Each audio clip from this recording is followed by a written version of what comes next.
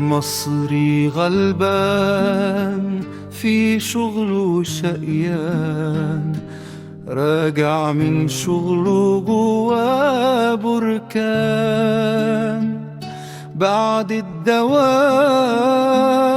ركب الترام، غمض عينه حسبونا، لكنها كانت جلسة الختام.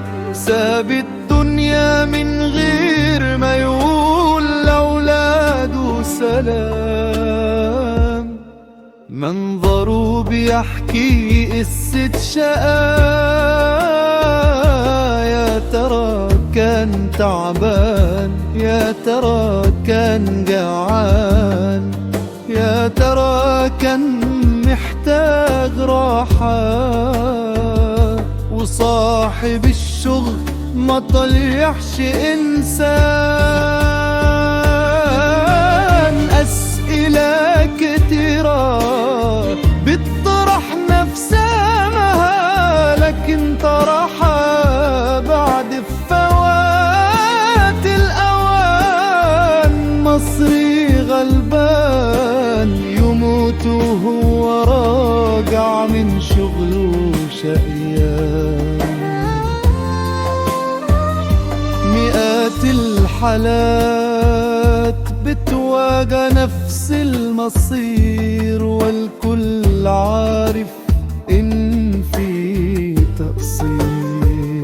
لكن في بلدنا آخر حاجة عندهم هو الإنسان. أصحاب الأعمال أهم حاجة عندهم الربح والمال، والناس عندهم زي التيران، مربوطين في ساقية ونازلين دوران. واللي يقع من دوله يجي ميرو طاران.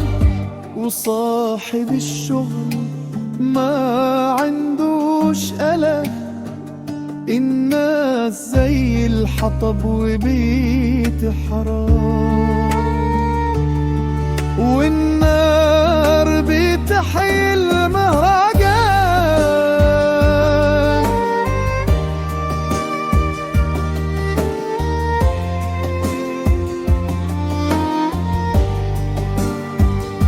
وكل يوم مواطن شقيان غلبان يموت ويطويه النسيان.